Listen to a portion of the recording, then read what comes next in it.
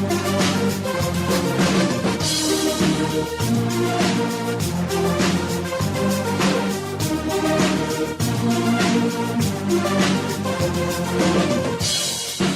right, I think we're live again. We're trying this one last time, giving her one last go. Tyler Kuehl here. Hello, everyone. If you're just catching on here on Twitter, YouTube, or Facebook, here on 12 Ounce Sports, here for the Kuehl Show, hashtag TKS. You can complain to me if you want. Tell me that, oh my gosh, Tyler, how can you not have a show working today? We were running fine for the most part, but all of a sudden, right towards the end of the Alex interview there, it started to glitch out, and unfortunately, we just not been able to recover. And hopefully we're able to get this going, at least so we can finish up here today, here on this Monday, August the 3rd, the third day of the Stanley Cup playoffs. We talked about the Western Conference already. We already talked about Chicago jumping up on the Edmonton Oilers. That's a 10:30 start time tonight. We had already a couple of round-robin games. We talked about, obviously, Minnesota going up on Vancouver, Colorado winning their round-robin game against St. Louis. Trying to quickly check the score. I'm running everything off my phone now. There's no Google internet on my laptop right now. Everything's being ran on data, which thankfully I have unlimited right now. Of course, Jets beating the Flames earlier today 3-2 in order to get even up that series at one game apiece. Second period just starting in Edmonton. Vegas up on Dallas, 1-0 there. Chandler Stevenson, the goal for the Knights. 4-3 win for the Tampa Bay Lightning. In a shootout, Carolina winning earlier today by a score of 4-1. If it is still glitching, folks, I do apologize. The audio for this episode will be up tomorrow. I know we had this issue a couple weeks back, but it's okay. The audio will be up on your favorite podcatcher, whether it be on SoundCloud, which is our home podcatcher, where we distribute our RSS feed to all the other links, all your favorite links as well, like Google Podcasts, Apple Podcasts, Spotify, iHeartRadio. We're on there. You'll find us, and I'm sure you will all tune in for sure. We just talked, of course, with Scott Esposito. Scott, thank you very much once again. If you're still listening or watching, thank you for putting up with the glitchiness. It sounds good. Everything sounds good, and it looks like we're, for the most part, doing okay on the stream. So we'll ride this one out. I don't know if we'll have any more commercial breaks or not. I'm just going to go right on through. All my notes now are on my phone as well.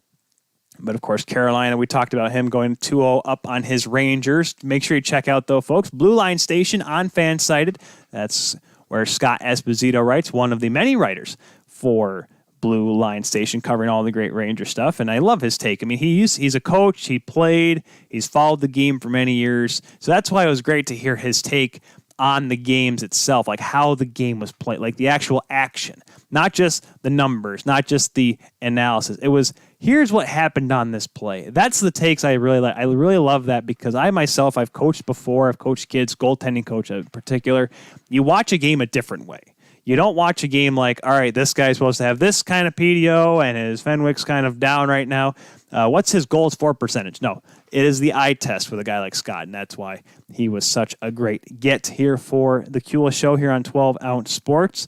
But let's move on here in the East, going back to the Eastern Conference, talk about another New York team, the New York Islanders, taking on the Florida Panthers yesterday, Game 1. Didn't quite know what was going to happen because you were either going to get a lot of goals for the Islanders, which has not happened at all this season, or a few here and there, and who knows how Sergei Bobrovsky was going to play. That was the big question mark. Obviously, Semyon Varlamov for the Islanders, no question there coming out of camp in the exhibition game. But Sergei Bobrovsky played a pretty good game.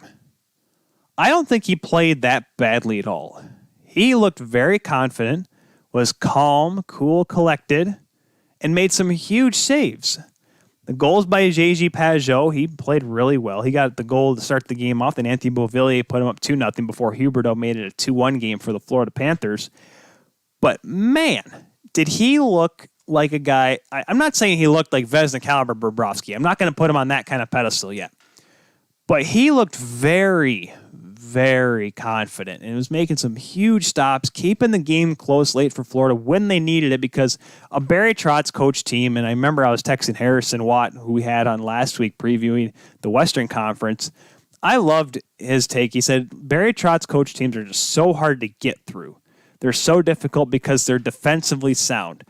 When he was coaching with the Washington Capitals, he had to respect the fact that he had the offensive superpowers in Backstrom and Ovechkin. And even on the defense side of things, John Carlson, he had Mike Green for a little bit there. And so he had to respect the fact that he had an offensive team in front of him, and he had to try to develop into a defensively stout team, which ended up leading to the 2018 Stanley Cup for the Capitals. Now, Trotz with the Islanders, he's able to take this team that has some offensive power. They have Barzal, okay, Brock Nelson, and yes, Anders Lee, the captain, can put up points now and again, but that's about it. But he's able to take this team and it's like, all right, we're just going to suffocate everybody, and we're going to have our goaltender make a few big saves, and we're going to win the hockey game. That's what they did last night. 2-1 win. They go up 1-0 in the series. They play game 2 tomorrow.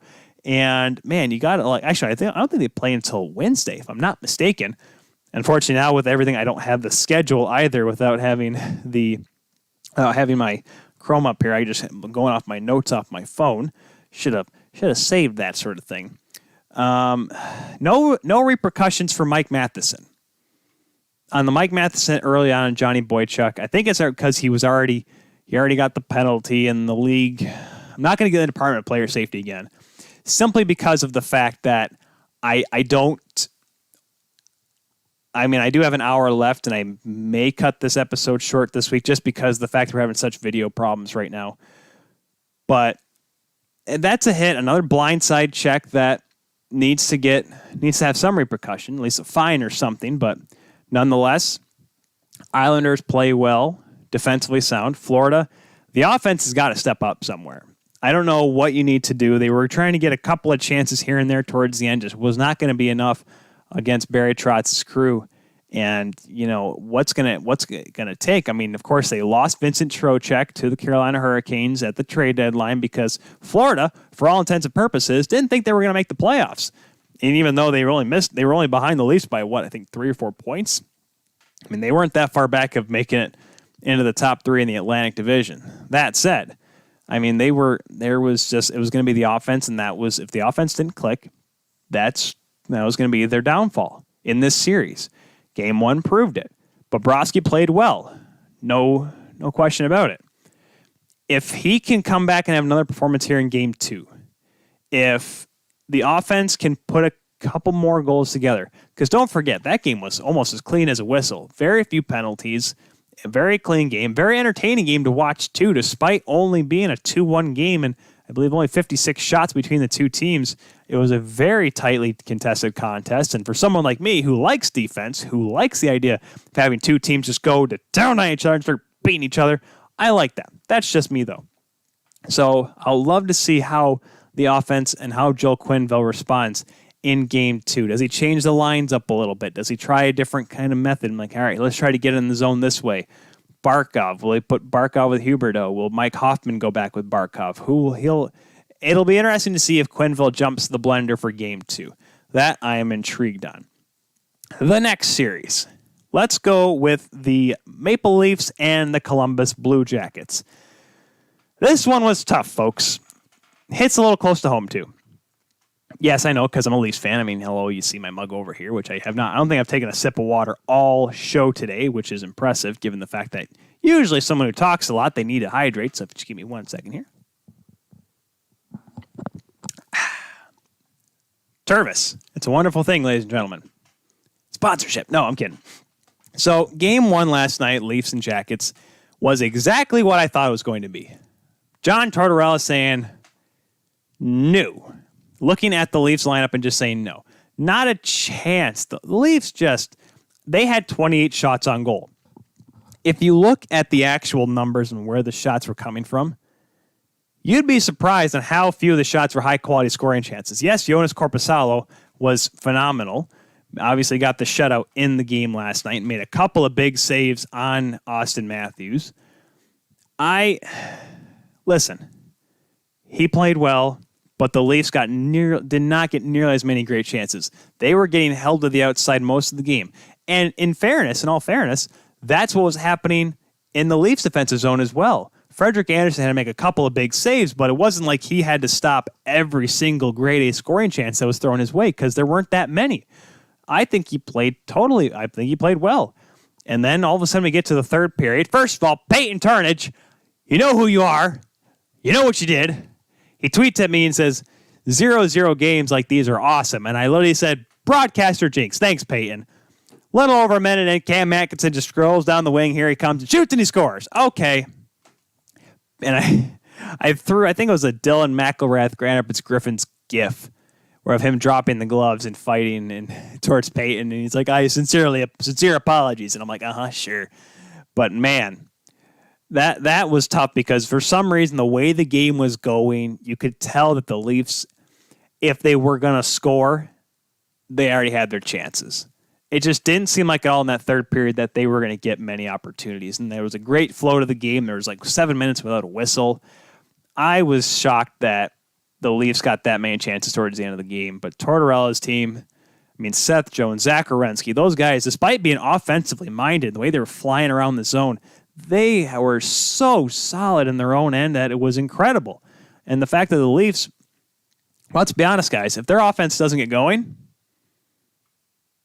bye, because you're going to be gone. You're going to be, what are you going to do, drive home? I guess Austin Matthews will go back home to Arizona and Freddie will fly back to Denmark. But a lot of the guys that live in Toronto, Zach Hyman, you have to go back home and watch other teams play in your barn for the rest of the playoffs, for the actual playoffs. That's going to sting. So, and I remember I did say the Leafs are going to win one. I said Columbus in 4, and I'm sticking by it because the Exhibit A last night, it was incredible how good Columbus was. If Korpisalo doesn't allow any weak ones, and if the Leafs offense can't break through this John Tortorella defense, Sheldon Keefe gets out-coached by John Tortorella. That I can accept. I can't accept Mike Babcock getting out-coached by Bruce Cassidy. I can accept Sheldon Keefe, first-time NHL playoff coach, going up against Stanley Cup champion John Tortorella, Jack Adams award-winning John Tortorella, who probably will win it again, John Tortorella, out-coaching him. That I can accept. I don't know what the Leafs are going to be able to do. Try to throw the super line out there of Tavares, Marner, and Matthews more often. I don't know. I don't think that'll work, I'll be honest with you. I did like the playoff debut, the official debut of Nick Robertson. And this is why I was hoping we could have done a show on Friday just for an actual prediction because I've been able to watch the exhibition games. But I really liked the way he played in the exhibition game against Montreal and in yesterday as well. It seemed like he never let up. He never took a shift off. He was going hard to the puck. And obviously, yes, first game, some jitters, but you got to show that you belong. And I'll be honest, guys, despite the size, and I know that's obviously weird saying because we got Mitch Marner on the Leafs, I don't think Nick Robertson looks out of place. He looks really confident. He skates hard. He's got if he can get a shot off more often, I'll be honest with you, he may beat Korpisalo. And I swore, guys, he was going to be the guy that was going to tie the game. But, I think he belongs. He should definitely be in the lineup for Game 2 tomorrow night, so we'll have to see how that goes. But we'll see what the Leafs have to turn things around. You're going to have a better effort from your... I think you have to play your fourth line a little bit more because if you're going to keep throwing the same lines out there, John Tortorella, despite being the road team, just like, all right, they'll throw out Matthews. Fine, we'll put our defensive guys out there. Throw the fourth line out there a little bit, kind of get the Blue Jackets defense pairings kind of mixed up, and next thing you know, you may have a matchup that you may actually like. And yes, you want to play the matchup game, I understand, but at some point, you got to throw the fourth line out there. I know they didn't do a whole lot, but then again, they didn't have a chance to do a whole lot. So we'll have to see what adjustments Sheldon Keefe makes for Game 2. Like I said, you can't pin on Frederik Andersen. The Leafs defensively played a great game. They didn't allow too many good chances. It's just the offense needs to break through if they're going to want to win this series. Now, this takes me to the postgame presser. And I tweeted about it yesterday because I was shocked to know... Well, first of all, I was shocked to see... I didn't watch it right away because, well, that's postgame presser. I need to go to sleep. I had to get up early for work this morning. I'm like, okay, I'll turn the radio on for the Minnesota-Vancouver game and listen to Sportsnet 650, by the way, out of Vancouver. And I thought to myself, all right, we'll just scroll through Twitter quickly here. And James Myrtle says, Austin Matthews calls out Steve Simmons. And I'm like, I'm in. Let's do this. Let's get Twitter on fire. And I saw the video, and let me tell you, good on Austin Matthews. And I've had a lot of people reach out to me both on social media and personally say, come on, dude. Austin Matthews doesn't need to say that. It clearly shows where his head was at following the game. It doesn't look good after losing a game like that. And I understand that. I understand, yes, you lose a game, you didn't score, you had a couple chances, but didn't play all that great. So why are you coming out and calling out the media? Because it's a personal deal. Steve Simmons reported Austin Matthews having COVID-19. Where Steve Simmons, who is a journalist, yes, credentialed media. Listen, I want to be that too, I get that. But had no business talking about the personal health of Austin Matthews. If Austin Matthews wanted to say he had COVID-19, like Corey Crawford came out and said that he had COVID-19, that's okay. Why? Because he came out personally and said it. It was not, hey, did you hear about Austin Matthews? Know anything about Austin Matthews? And asking questions, and then all of a sudden, bam, Austin Matthews reporting. I have had a story before. I'm not going to talk about it on the show. I almost wrote it for a different website, not the Hockey Writers, about a story with a player and a coach and the player's father. I'm not going to say it because why? I was told by, multiple people that it's probably not a good idea to report it because that's something that stays inside the locker room. Now, yes, a young journalist, I wanted to say, but this could be a great story. It could get my name on the map. But then I talked to enough people and I said, this may not be a good idea. So Steve Simmons, who's been around for a minute, ladies and gentlemen, who has been around to report on some of the big names here in the game, to report on Austin Matthews having COVID-19, which is a straight-up HIPAA violation. I know. What's HIPAA, Tyler? Listen, say you had a disease that could affect you in some way, whether it be physically, mentally, whatever, if you had a disease, but you didn't want anyone to know about it. And you tell your close confidants, tell them, hey, I have this, but let's just keep a hush. But somehow, just slip of the tongue, they tell someone else. And they tell someone else, and all of a sudden, big news, this person has this disease. And that person didn't want to get it put out in the public world. How would you feel? I'd get a little mad too. At least in Austin Matthews' case, he knew who reported on it. He knew who had the ability to not report on it, who could have hit the delete button, who could have not written the thing at all, and gave him his 2 cents. Now, yes, he did it in the most hockey way possible. He said how funny. I don't have the quote in front of me, but paraphrasing, it's kind of annoying that you gave it to me, but he still answered Steve Simmons' question regarding the game and whatnot. And Steve, took it like a champ, came out and said, had we not had COVID-19, he said there would have been a face-to-face, not an altercation, but a face-to-face meeting regarding this. So now whether or not that would happen, I don't know. I don't know Steve personally. Obviously, a little bit on edge on him just because of the fact that he reported on something like this. Nonetheless, the fact that he came out and said, I understand, hey, you know what? Credit to Austin Matthews. He's not a journalist. That's his deal. He's an athlete. He's allowed to say something like that because that's something personal to him, which is why it's okay for people that are coming out and saying, listen, this is dumb. He should not have said it. They just lost the game, blah, blah, blah. Where's his head at? If you had an opportunity to tell someone that came public with something you didn't want to be public on, that you didn't want to be out in the open, wouldn't you take that chance to say something to him? Listen, like I said, had it been behind closed doors, okay. Had Austin approached Steve? Yes, but you can't do that in these times. So the fact that, yes, Austin Matthews had to do it in public and air Steve's dirty laundry, is it unprofessional looking? To some, maybe, but in the times we have, you have to. You have to say something. What are you going to do? Play like nothing else happened? That's where I'm at with that Austin Matthews deal. I get it. People are mad. Time and place, as my mother would say. But when else are you going to have a chance? Wait until after you can go into a room without a mask on to tell a guy something? That could be a year from now. Austin Matthews saw his opportunity. He said what he said. I give him kudos. I said it on Twitter last night. Good for him. He came out and said what he wanted to say and what he meant. That's okay. I'm good with that. Loss or not, you had an opportunity to tell someone that invaded your privacy, your private life, to just get his name out there.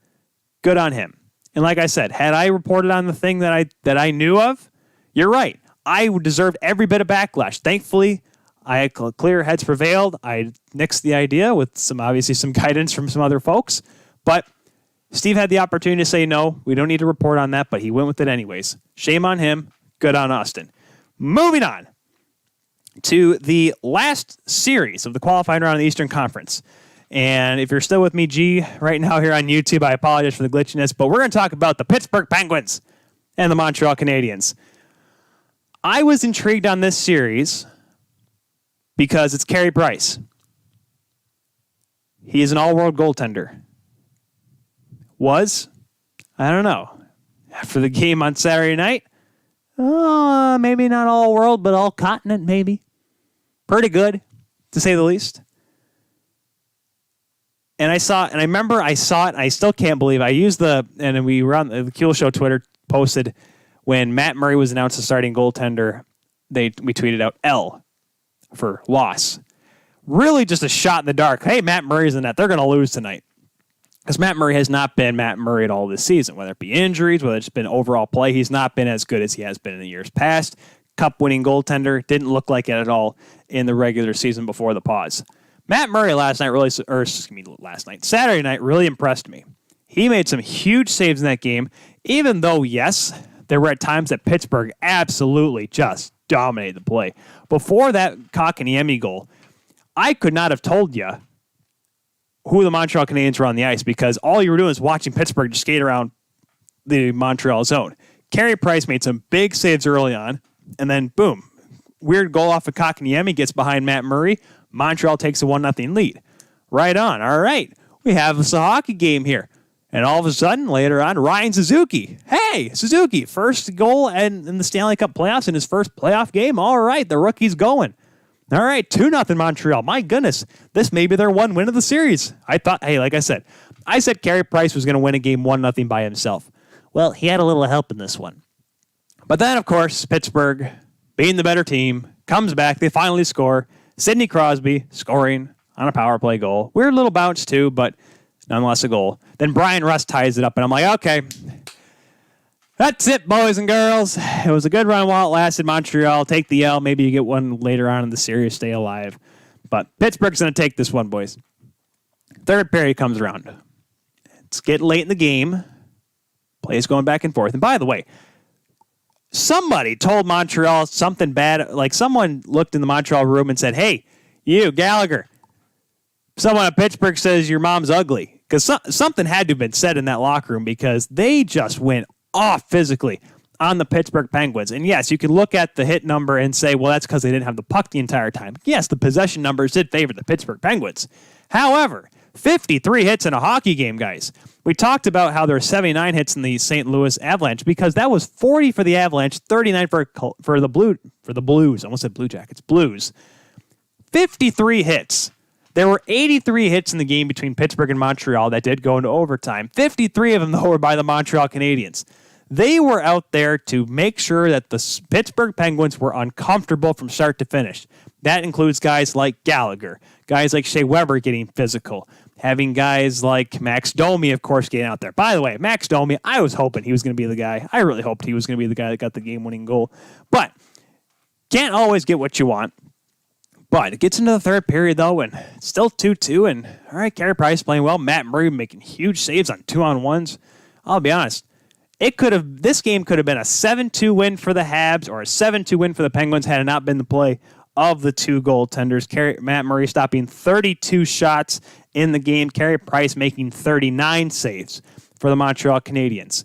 Didn't have to make one, though, in the third period on a penalty shot.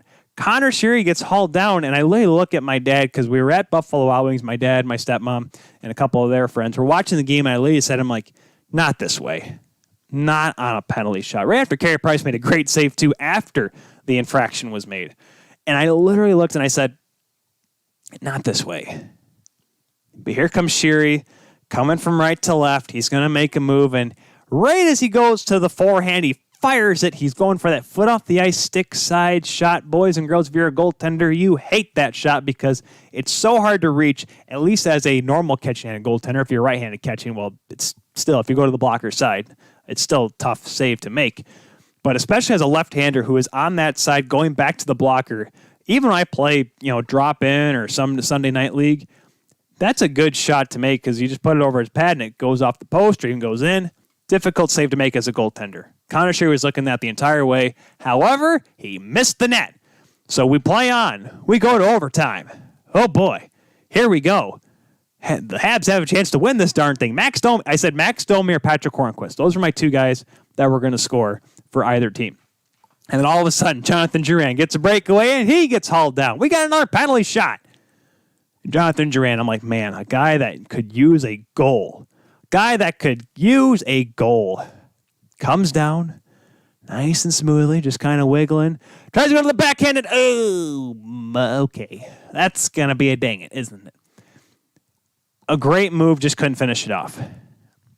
And first of all, people that actually, got on Jonathan Drouin for missing that penalty shot, you go do that. I don't care if there's no fans in the crowd or not. You put yourself in a Stanley Cup playoff game in overtime, a penalty shot. This glad, folks, because, hey, this happened a couple years ago. Maxime Comtois in the 2019 tournament, right? Yes, 2019 against Finland in the quarterfinal. Misses on a penalty shot. And the absolute lambasting that poor kid got by social media just because of where he was born and because he missed on a penalty shot in a big game. Quit it. I will say this. I've played the game, and I can understand when a goaltender misses an opportunity. I know what it's like when a guy misses on a big opportunity. When I allow a bad goal, I can see when a goaltender allows a bad goal. I can call him out because I've done it. You people that have never called, never played a game before, going on a guy that's on a penalty shot and whiffs on it, I'm sorry, I'd like to see you try. Enough on that. Perfect. Game continues on. We're all chatting, having a good time, and I got another game starting up here, the 10:30 game. I believe that was now I'm trying to think off the top of my head who was playing in that game, the 10:30 game. It was Calgary and Winnipeg, the first game, right? Duh. And all of a sudden, I'm looking. I'm like, there's a broken play, and all of a sudden, puck just kind of jumps out in the neutrals into the slot area, and here's Jeff Petrie, and he scores. Holy cow! Montreal scored. Montreal won. I was shocked as anyone because I'm like, somehow Pittsburgh is going to get it done, but Petrie gets a shot, beats Matt Murray, and it's a 1-0 lead for the Habs. It's such you have the Hawks winning. I just feel it's weird because the way Montreal won Game 1 was just so much more shocking. Because here's the thing about the Oilers. You expect the Oilers to just flop like that. To absolutely just screw the pooch, have an awful game, and give one to the Hawks. You expect that out of Edmonton. Edmonton, the Toronto of the West. That's how it goes. Why do you think they're the hub cities, boys and girls? Just saying. You don't think Pittsburgh would drop one to a 500 team in the playoffs. No one expects that. That's why the win was so big for the Montreal Canadiens. They're playing here in about 3 minutes, actually. 8 o'clock puck drop for that game, and I'll try to turn it on my phone because I'll be able to kind of more or less just kind of break down the rest of the series as we go. But I'm interested to see how Montreal plays. They got to have a better start tonight. Much better start they're going to need. They were outshot 10-1 before the Kotkaniemi goal. 10-1. Carey Price, 10 saves. Good start. He's a good starter. Good Carey Price. But they're going to need to have a much better start because the Penguins, after that loss, they're going to be a little bit more rattled. A little bit more. I don't know, it's going to be not rattled. They're going to be a little ticked. They're going to be like, hey, we're better than this team. We beat them up in the regular season. We're going to beat them up now. They're going to come out a lot harder here tonight. And I'm sure if you're Montreal, you got to realize that. Obviously, got a lot of young kids in there. A lot of kids that are getting their first experience. You're talking about Suzuki, Kotkaniemi, Artturi Lehkonen. A lot of kids that haven't had to face adversity in the playoffs. So I'm sure you have. But then again, that's probably the best part about having a guy like Shea Weber in there. Having guys like Jeff Petrie in there. Guys that have played big playoff games, have played for years. They know how this game works. They're probably in that locker room saying, especially Carey Price. Carey Price as well. Having a leader like that in there, that's vital for a young team. They're probably sitting there on the day off saying, guys, let's rest up because they're going to come harder tomorrow night. Winning 1 in a playoff series, that's hard enough. Winning 2, a little bit harder, especially against a deep Pittsburgh team like that. And I know Thomas Biondo picked them to be swept, so that's why I'm saying, hey, I'm right, because Montreal, they got Game 1 as a victory. So if you kind of cancel this and turn over to the hockey game, the Pittsburgh Penguins and the Montreal Canadiens, I won't blame you. Also because I'm pretty sure the feed's going to look a little bit cleaner than this is. It's actually starting to look like a little bit better. It's not glitching as much, which is good.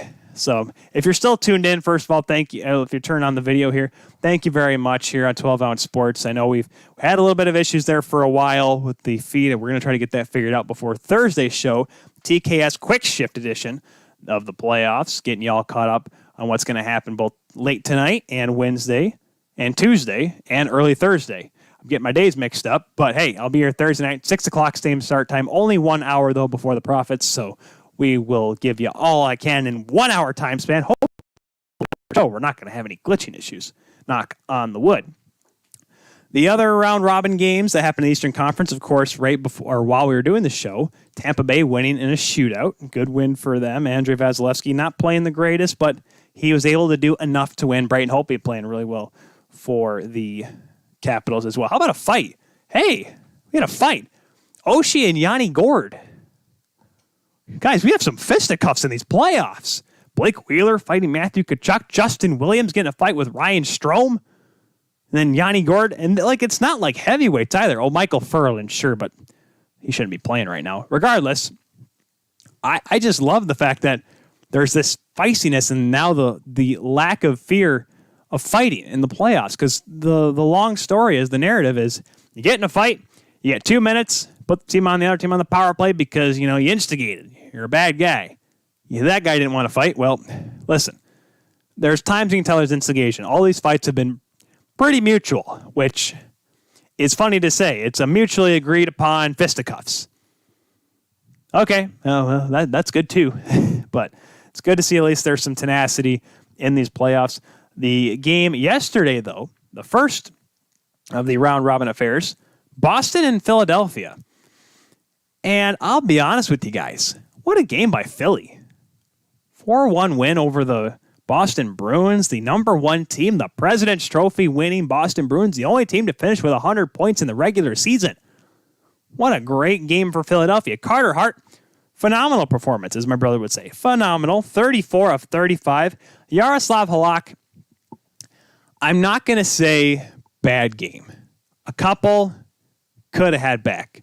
But 25 saves, and you could tell Philadelphia just wanted it more. Boston, listen, they're still trying to get everything figured out. David Pastrnak had not skated.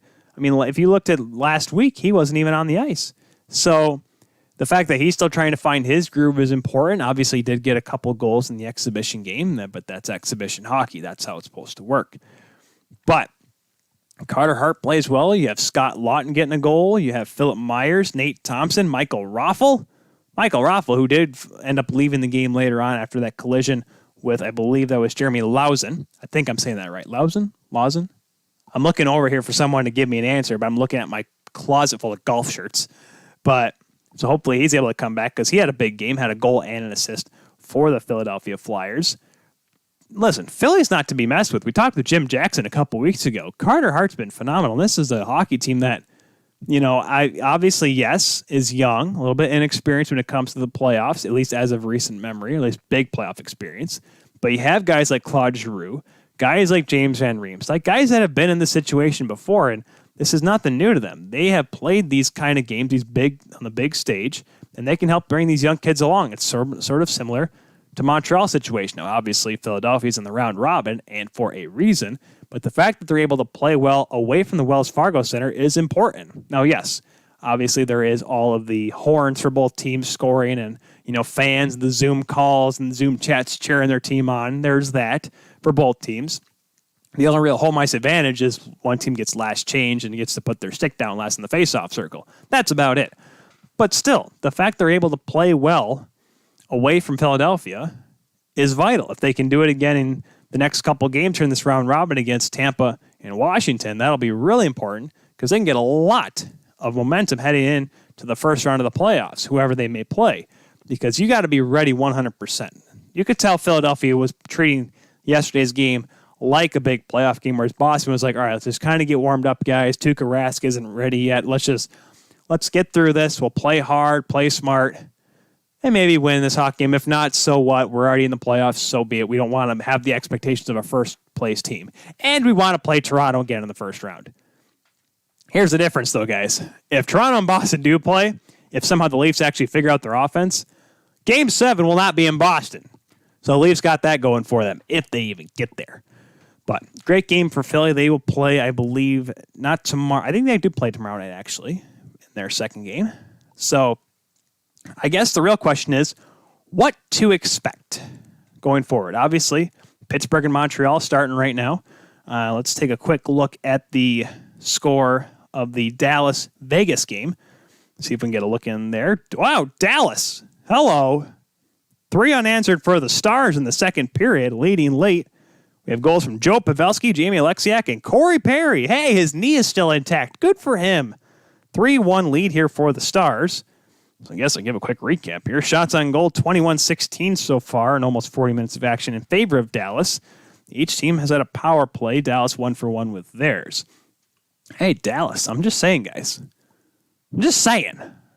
Dallas is a hockey team. By the way, I'm pretty sure if you tuned in the entire way, you probably missed it, but Tyler Seguin, Robin Leonard, and I missed Ryan Reeves and Jason Dickinson all kneeled for the anthem.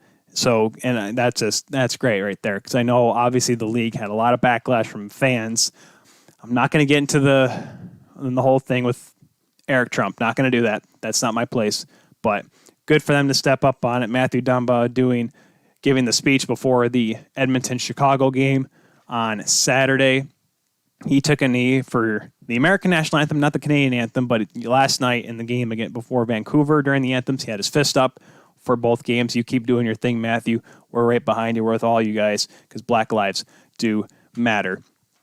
As we get to kind of our preview for the rest of the next few days, I'm actually going to pull up the schedule now because I should probably figure out what's going to happen before we do our show on Thursday.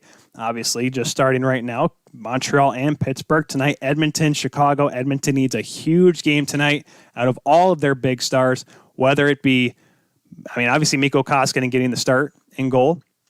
Obviously, you need bigger performances. Obviously, Draisaitl, yes. Draisaitl, McDavid, they both scored. I get that. They need to step up as well. It's going to have to be, I think it's more of just, a defensive performance out of Edmonton is what they're going to need. You're going to need Darnell Nurse to play well.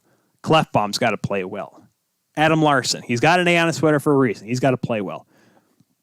And so they got to play a lot tougher against the Hawks because, yes, if you take out the 4 goals in the first period or if you even limit it to 2, it's a tie game. I understand that. But you're going to have to shut down Kubalik because that kid's going to be I don't think he's going to take it off either.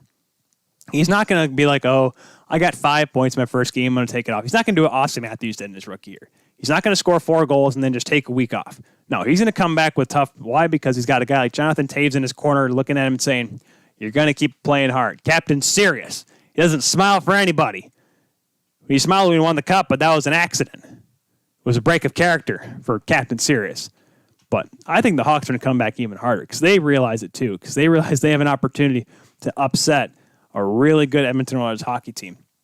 On tomorrow's slate, the first game of the day will be the Islanders and Panthers. Big game for the Panthers to try to get back in the series, but if New York can play defensively sound once again, it's very unlikely that I see the Islanders really doing, or the Panthers being able to get through. And I want to say they're going to win one game in this series, but if same thing with the Leafs, if they can't get their offense going against a very good defensive Islanders team, they may be done. They may be going back to Florida in no time.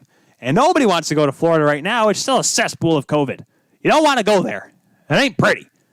May as well just keep driving on through and drive into the ocean, maybe make your way to Cuba. I don't know what Cuba's numbers are, but I'm sure Cuba, they got nice cigars and stuff like that, right? They got Havana Beach. Well, anyways, regardless, Florida's got to play a lot better offensively. They got to find a way to break through that defense.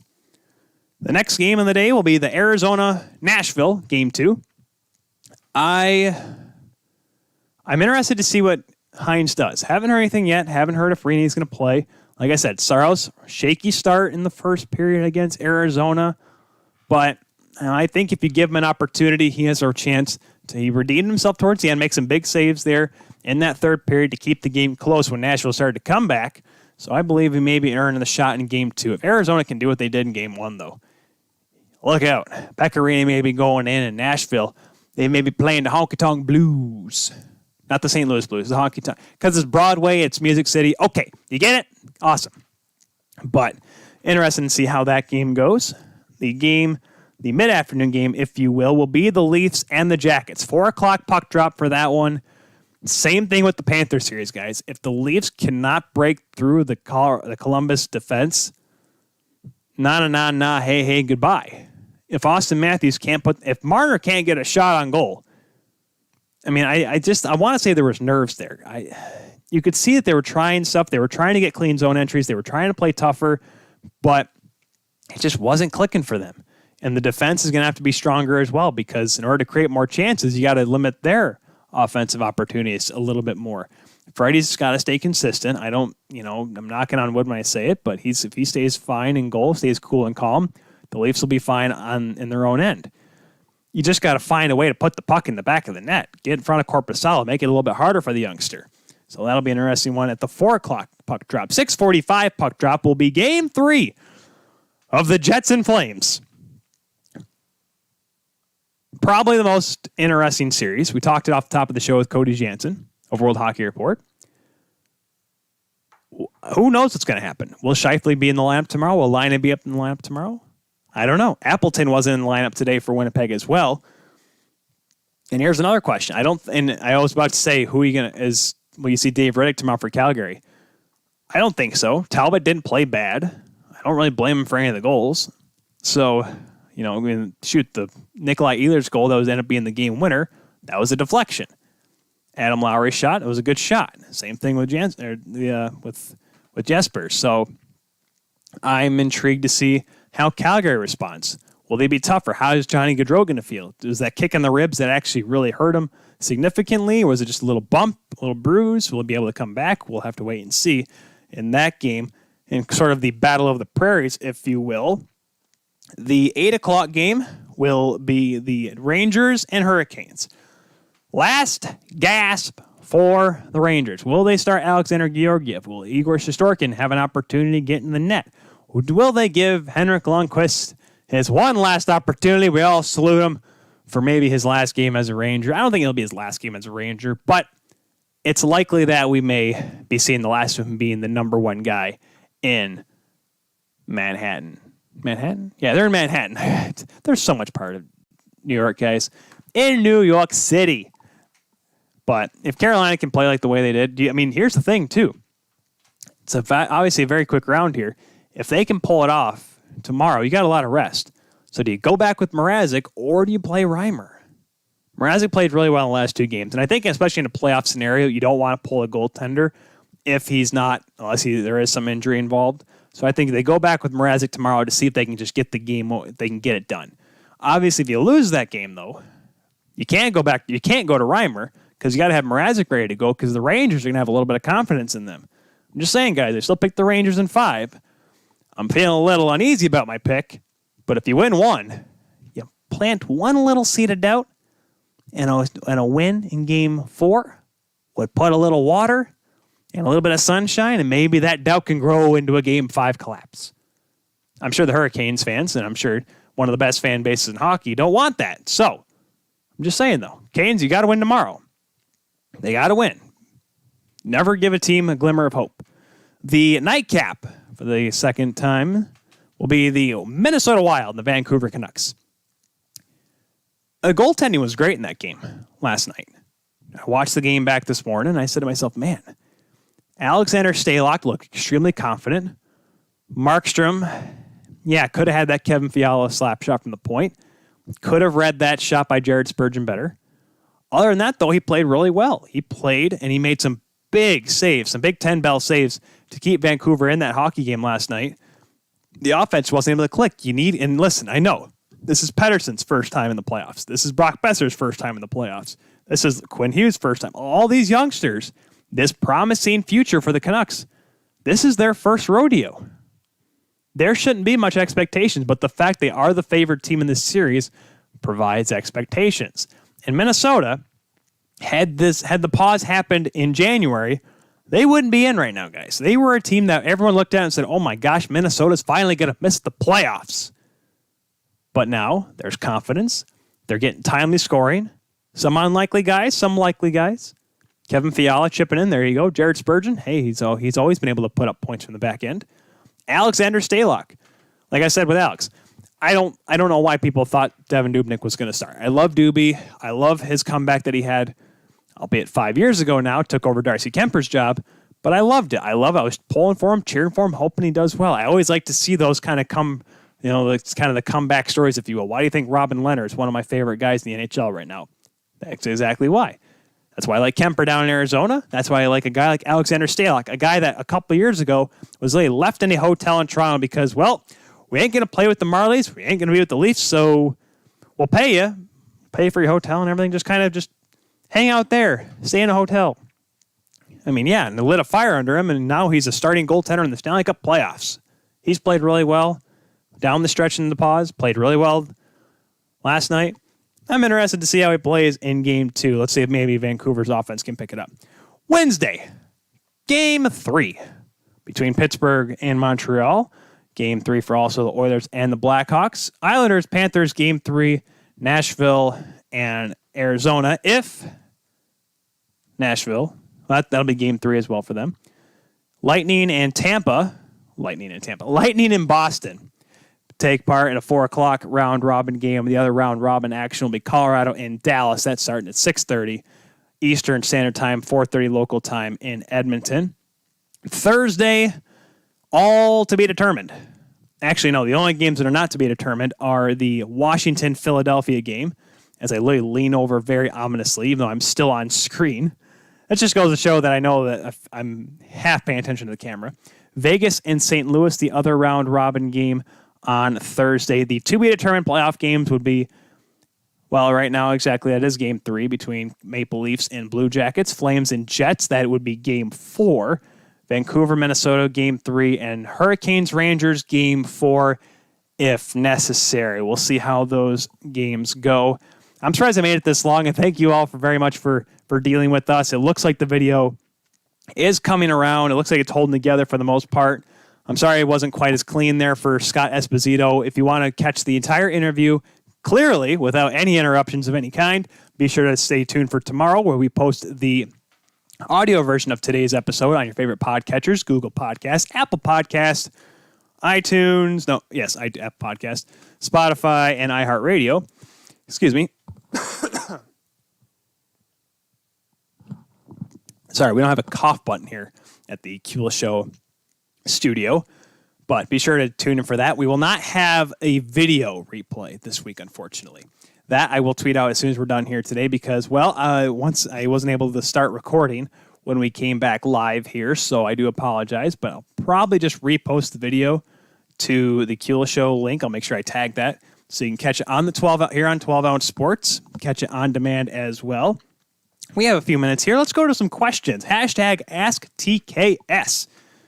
We'll be able to get that in for today's episode. I got to pull them up now because I was going to use my Google. I was going to use my internet, my laptop, but that just wasn't able to quite work today. So let's hit up the Ask TKS on the Twitter. One of the first questions that we had, I did see a couple today, but the first one we're going to have here is from World Hockey Report, from probably Cody Jansen. Most surprising goaltending performance so far in the play-in round. That one was interesting for me because, I mean, like I said, Cody Jansen and I are both goaltenders. We love to watch goaltending. I like to study. Whenever I go to games, whether it be the AHL, ECHL, USHL, NHL, I watch how the goaltenders play. I watch how they handle the puck. I dissect them to a T. Even on a $2 Friday night at the Griffins games, I still watch the goaltending and critique it to the highest degree. But Tyler, you never played professional hockey. Okay, I get that. However, I still have to critique goaltending. It's just what I do. That's like I know a buddy of mine who is a referee now. He referees college games, high school games, junior games, all that good stuff. I ran into him at the rink one time before a Davenport game, and he's sitting there watching the game, and I'm like, I look over at him, like, you're watching the refs right now, aren't you? And he's like, yep, I'm watching the refs. And I'm like, that's how it is now. I listen to broadcasting, and I hear certain quirks with certain broadcasters, certain downs, some certain ups, and that's why I like to talk to multiple broadcasters, get everyone's take on sorts of things, because everyone is different. I myself am different. I like to quirk dumb jokes in my broadcast. Some keep it very serious on a fine line, which is their style. But goaltending in the play-in round. After one game, I point the finger at Matt Murray. Matt Murray really shocked me because I thought, like I said, I really said that that's an L for the Pittsburgh Penguins. Tristan Jarry played a lot better this season. Murray's not 2017, not 2016 Matt Murray. He came out and really stopped. He really put me in my place. He made some big stops for the Pittsburgh Penguins and kept him in that game where Montreal started to pick up some offense there towards the end, especially in the overtime. He had to make some big stops to keep the game tied. So, and especially when the game became a 2-0 game, he had to make some big stops to keep it at a 2-0 game. I don't blame him for any of the goals Saturday night for the Pittsburgh Penguins. I think I was really surprised by his play in game one. I'll give one into the West as well. I'm not going to say Alexander Stalock. People are saying, oh my gosh, Stalock was amazing. You know, what a great story. Yeah, what a great story, but look how he's played this season. And I get it. We said it during the preview episode. These are times that we can't say, here's how he played in the regular season, this is how he's going to play well now, even though there's 4.5 months off. I get that. That said, though, when you know in your mind how you're playing, and you come back into camp thinking, I can keep going with this, and you're feeling good about yourself, feeling confident in yourself, you're going to come back and guess what? You're going to be playing at that same level. That's how he played last night against Vancouver. Alex Stalock did. Markstrom, I expected him to play well. I think he's been one of the most underrated goaltenders for some time. He just been playing on some awful hockey clubs. Played when he was in Florida. Was on awful teams down there. First came over to Vancouver in the Luongo trade. Was not on a good team there either. I remember when he was in Utica in the American League, they played against Grand Rapids in the playoffs, and he was outstanding. Absolutely a phenomenal goaltender. Makes some huge saves for Utica, and I'm like, this guy belongs in the NHL, which now we'll look where he's at. He's one of the top goaltenders in that Pacific Division for sure, let alone the entire league. I have to go back to my notes now because I'm curious to see who else I can think of off the top of my head of who should be considered, at least in the Western Conference, because I'm really not shocked with anyone else. I'm going to leave out the round robin goaltenders because that's obviously the question from World Hockey Report. Markstrom. I mean, I guess I can give like shocking as in bad. I did not think Mike Smith was going to be, allowing 5 goals in a game. Corey Crawford allowing a couple goals here and there. You know what? Yeah, let's give it that one. Let's give it to Cam Talbot out in the West. Cam Talbot. You look at his numbers in the regular season, you think, okay, not like it. Don't forget, guys, it's been 3 years since he played 71 games and was a Vezina candidate for an Oilers team that got knocked out in the second round, albeit, but he was phenomenal that season. Had a couple bad years, signs with Calgary, flip-flops with Mike Smith. I really think that he has really stood up and said, listen, I can still be that goaltender. And that's why this series is so important, because it was a flip-flop between him and Dave Riddick all season. And yeah, Riddick won more games, but Cam Talbot had some more consistent starts. And that's why Jeff Ward, game 1, said, let's go with Talbot. They win game 1 earlier today. Game 2, they went with Cam Talbot. Plays well, obviously they lose. How do you not go with Cam Talbot in game 3? You don't go with Big Save Dave because he may make a big save, but he may allow 3 before that. So definitely I'm surprised with Cam Talbot's play just because of how solid he's been and how he's been able to really step up and show, hey, I can be the number 1 guy still here in the NHL when a lot of people started writing him off. The other Ask TKS from Minor League Rando, which is coming up next here on the Kuehl Show. He asks, quote, why do the Predators do this? I give my soul for this team. And they take it and mash it and blend it and stab it over and over and over. Please, just 1 cup, end quote. I think the question was, why did the Predators do this? Because the rest of it was just, sounds like me with the Leafs. I will tell you, Rando, I don't know. Peyton and Turnage and I had a back and forth on it earlier, and we were like, man, if the Predators don't actually win a game in this series, that's going to be tough because I know that the Coyotes, I don't look at them as an underdog in this series. And I don't look at the Predators the same way as a favorite. That said, though, you would think Nashville, with all their firepower, with their star power, and yes, their goaltending, I look at them and I think, man, these both Saros and Rinne should be better, that this team could be a top team. I'm curious to see how they play. I like to think they're going to come out with more jump tomorrow, but we just have to wait and see. I couldn't tell you that. I mean, Philip Forsberg, 2 goals yesterday. He had a great performance. It'd be great to see him come out and get another one. Will he be the only guy that steps up? Maybe. I think Matt Duchene really is desperate. He's a guy that really needs to step up. He needs to find the funk he's in, grab a shovel, dig himself out of it, because Nashville pays him big money to perform, not put the puck in his own net, even though it really wasn't his fault. I'm also curious to see what Saros does tomorrow night as well. So why does Nashville do this to you, Rando? I don't know. Be sure to stay tuned, folks, because hopefully the Rando, he doesn't have nearly as many issues as I do. 8:30 start time here on 12-Ounce Sports. He'll be talking about the XFL being purchased by The Rock. If there's some what the XFL is going to be doing. Stay tuned for that, for the Talking Minors with the Rando. Also talking about a potential start date of the Southern Professional Hockey League. Minor league hockey still coming around. Obviously, the AHL announcing they're going to look to start in December. A little bit late of a start, but obviously they want to be safe because they want to have fans in the stands, hoping Phase 5 comes around before then. Also, of course, MLB, and of course, there's all the great stuff about COVID with Major League Baseball, NBA, all that good stuff. He'll be talking about that here in just a few minutes. I want to thank you all for staying tuned here on the Kula Show here on this very auspicious Monday evening. We had so many problems. We fought through it. We're here together. We did it all here. We got it done.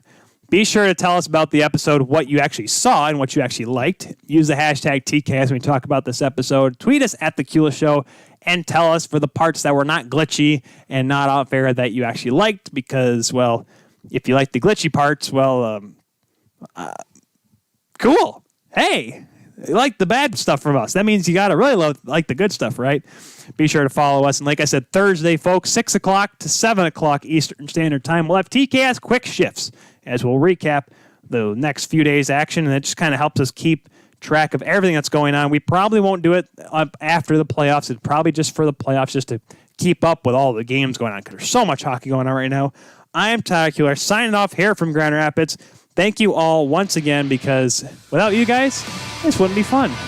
We'll see you all on Thursday here on the Kula Show here on 12-Ounce Sports. Money,